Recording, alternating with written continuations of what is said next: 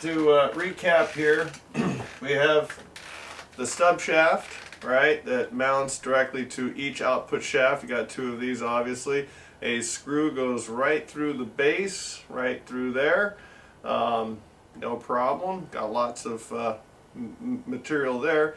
Towards the end, not so much material. Now that's the one downside of this design that I came up with, because this is dictated by the size of the hole inside the store-bought rim and tire setup.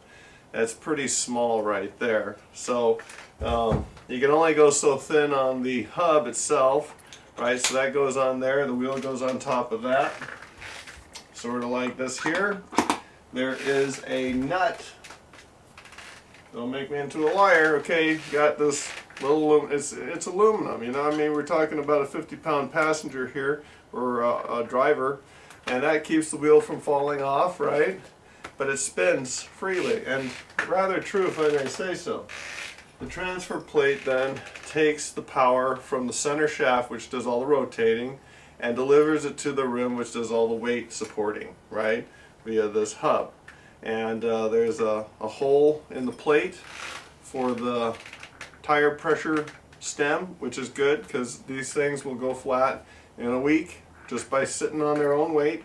And then there is another hole right here for this elongated stud you got, and that essentially transfers the power from here to there. It doesn't have, I mean, because the rim isn't 100% true, the hole is slightly larger. It just gets the approximate motion from the motor to the wheel.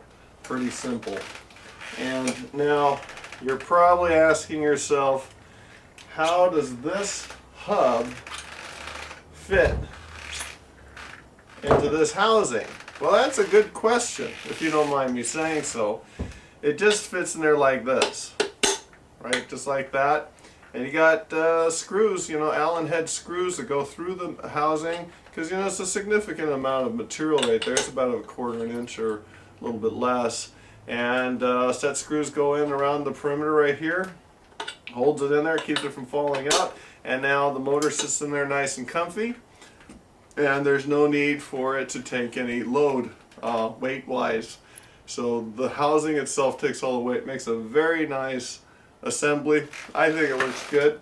And on top of that, because we have wires coming around the center part here, and we have cooling needs as well, I made a ridiculously complex cooling housing that essentially fits over the outside.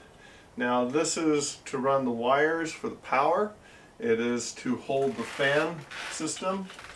You might see here I have a little Radio Shack 12-volt fan, which does run on 18 volts, no problem, right? Sits on the outside just like that there.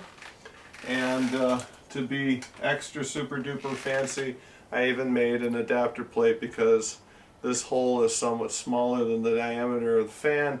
So I had my CNC machine make me this bezel that reduces it, kind of creates a Venturi effect, if you will.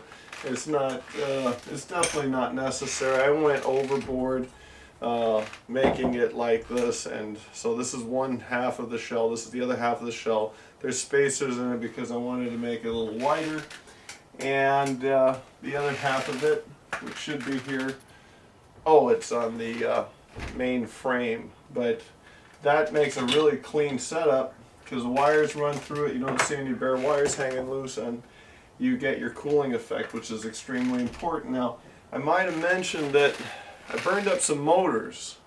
So in addition to the fan that sits in the center, I made two more cradles, if you could see that right there. It has a very smooth radius right here, which was done on the CNC milling machine with the equidistant offset program, essentially making a nice conus shaped thing. And the idea is, okay, so you can also see it has the radius of this tube so that it makes a nice smooth fit right there. And two additional fans will be pulling while this one's pushing, essentially. And there you go.